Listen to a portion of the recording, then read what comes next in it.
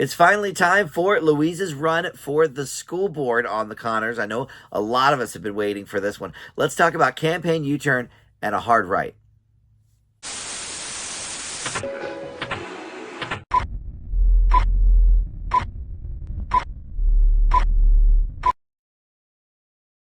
Hey guys, Dan here. This is Dan Reviews It. Welcome to my Connors review for campaign U-turn and a hard right. That is right with a W, writing, because part of this episode revolves around writing an article for a magazine. But more importantly is the Louise storyline, I think.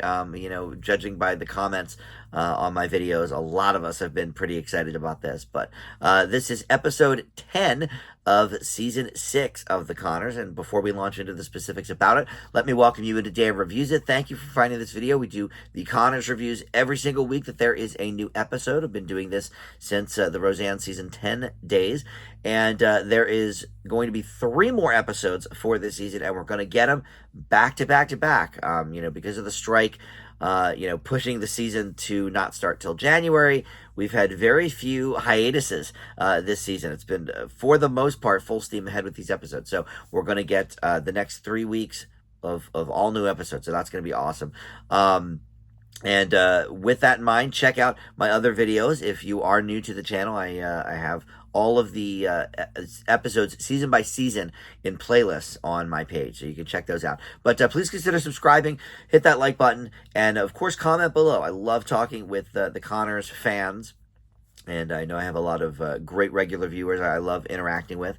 But if you haven't commented yet on one of my videos, let me know your thoughts on this episode or my videos in general. All right, so campaign U-turn and a hard right. We're going to start, of course, with the campaign U-turn part, because I think everyone has been excited about Louise. I can't speak for the world, certainly, but in terms of my viewers and the comments on my videos with the Connors, I think Louise is certainly a fan favorite.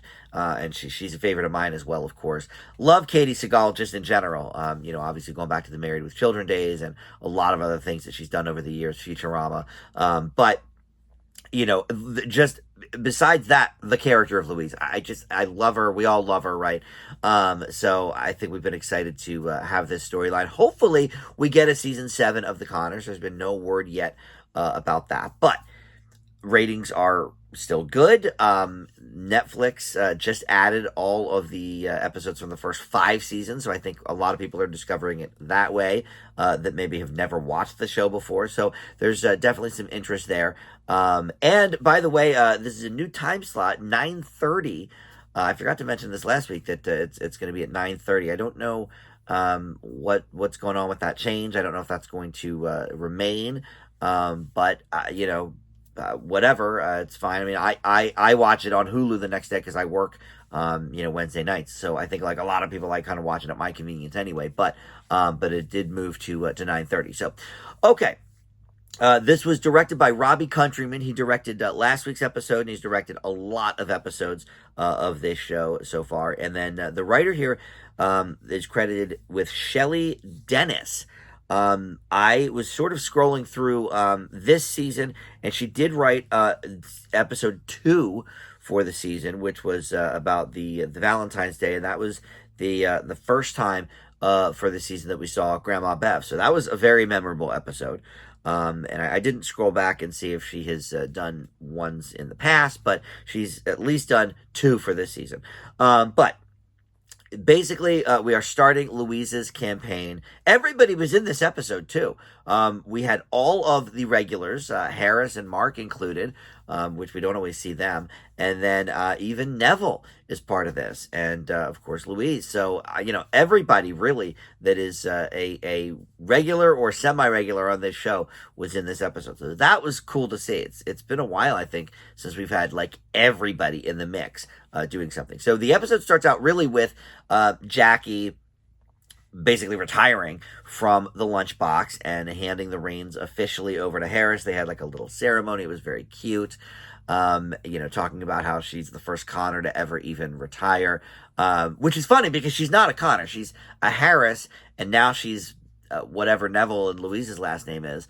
I forget, but, of course she's part of the Connors umbrella, right? So that's exciting. But she's like, well, now what do I do? And she plans to spend more time with Neville, but things are going kind of haywire at the veterinary clinic, and he's got a whole bunch of stuff to deal with, and so she's feeling a little bit lonely, and oh well, what did I even retire for if I can't spend time with Neville? So it's already been established that Louise is going to make a run for the school board. We've talked about that in several episodes previous, but last week it kind of came up again a little bit. So she decides to kind of hitch herself to that wagon and try and work with Louise on a campaign. Now, Louise kind of rebuffs that because she's like, look, we're like oil and water. That's not going to work. Every time, we try to do something, we fight and all of this.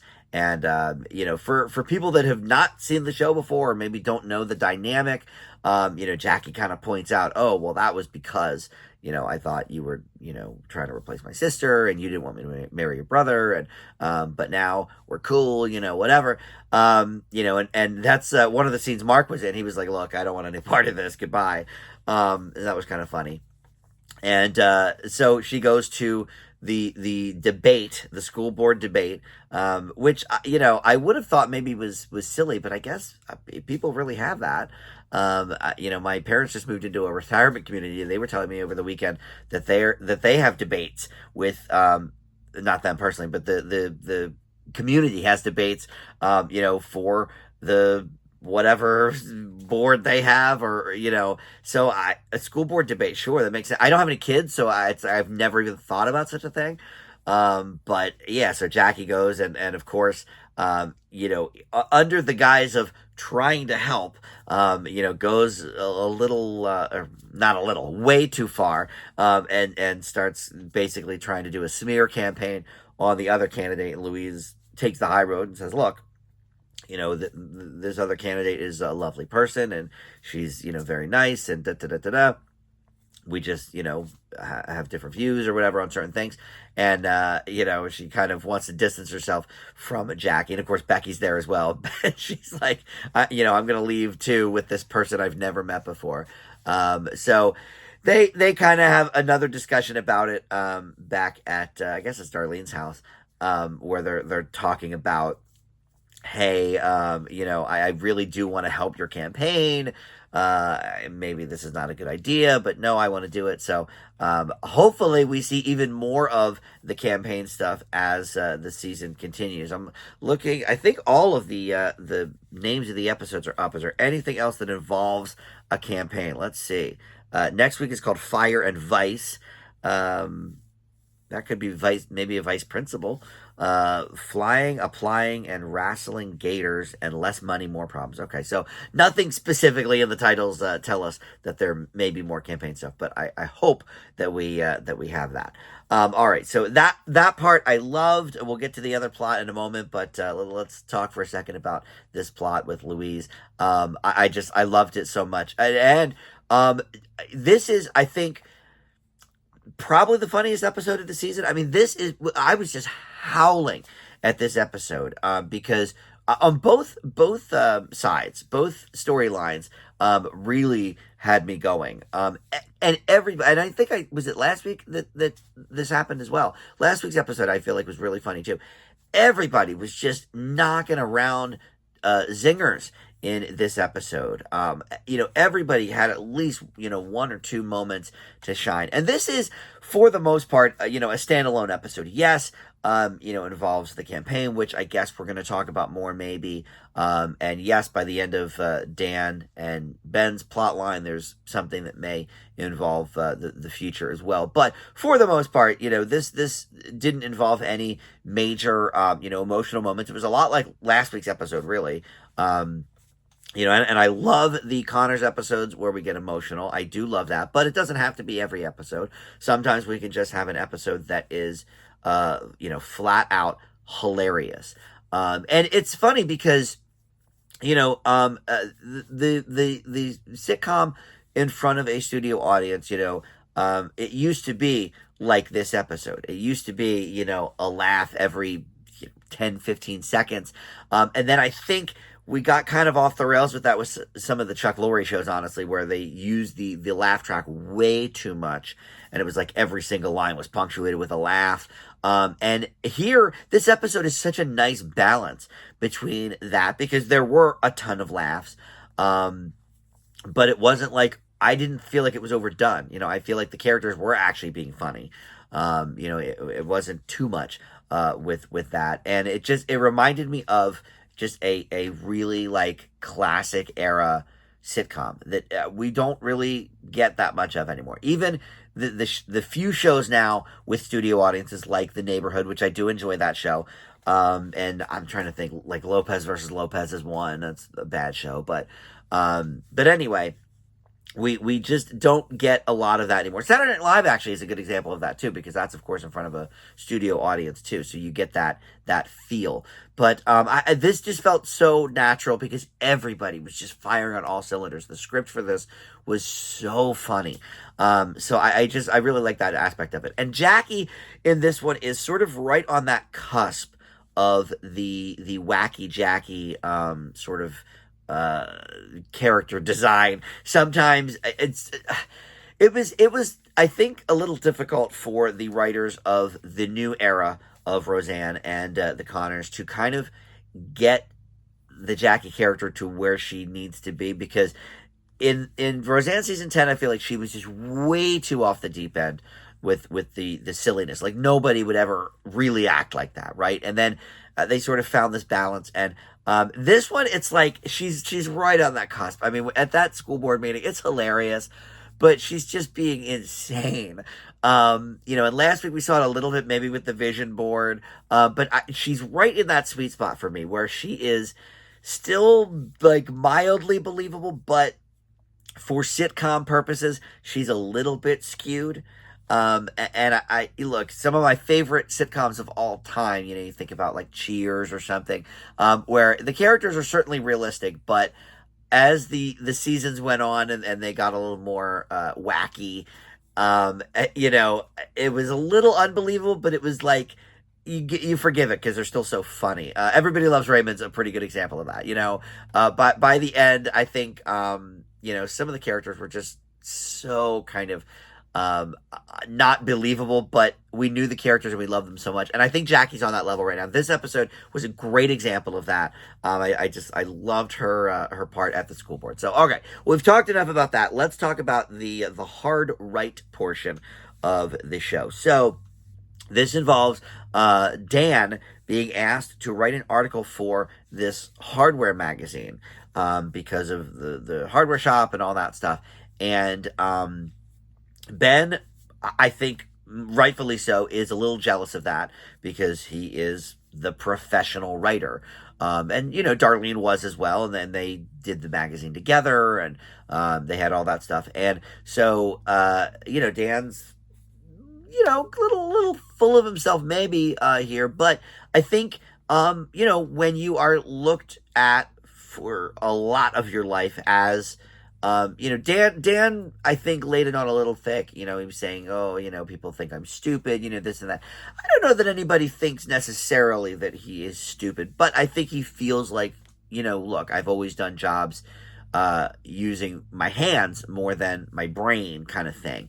And that can certainly make people feel, a little bit, less than, or that people are viewing them as less than.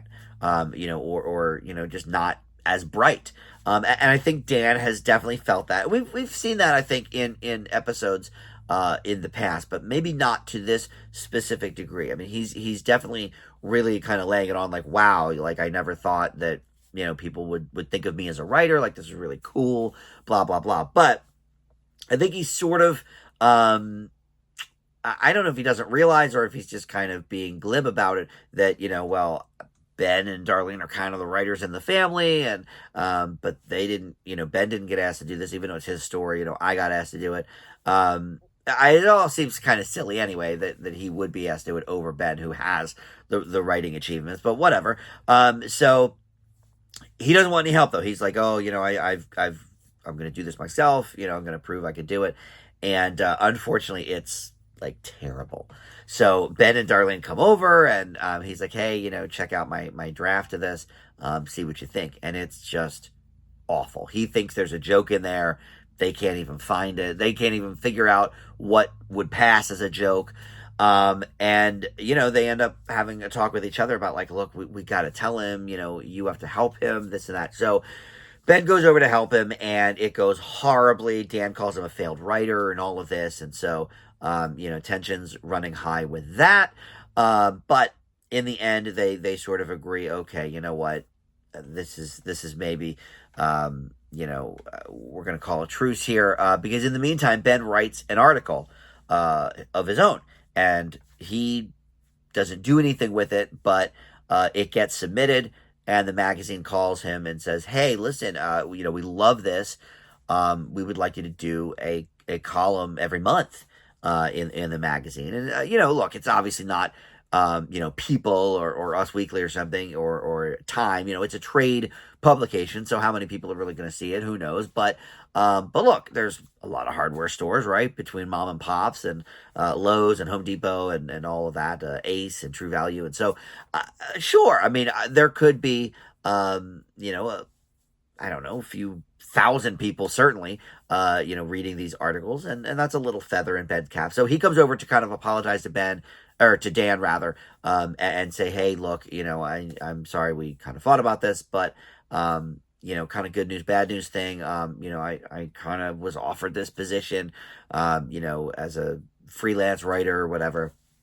And he thinks Darlene submitted the article, and it turns out it was Dan. And so Dan, look, as always, being the higher guy, taking the higher road, being the bigger man. So he is the one that submitted the article, and he was like, look, you are a great writer. That was a great article. So, of course I submitted it. You're the writer in the family, da, da, da, da, da. So look, it kind of ends to me a little bit bittersweet, because I think it made Dan realize, that's not necessarily for him. And that's okay. I mean, here's the thing. Everybody's not going to be good at everything. Dan is great at so many things, not least of all being a great father, and a great husband, and all of the familial things. But he is also great with his hands. But I think he is going through a little bit of a change. We've seen this a lot this season, actually, with his health, because he can't really do a lot of, the drywall stuff anymore. We learned that, I guess, last season, maybe, that, at 70, his body is not allowing him to do some of this hard labor that he used to be able to do.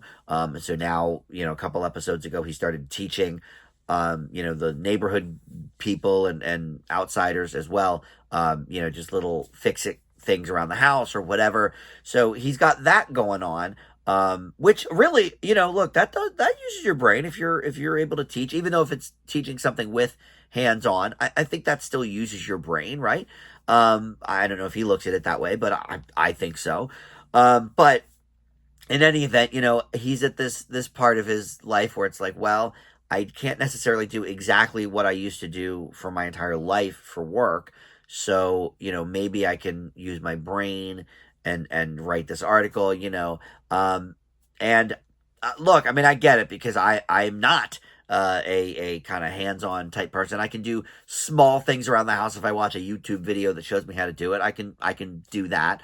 But I certainly can't put up drywall, and I can't do a lot of the things that Dan was used to doing.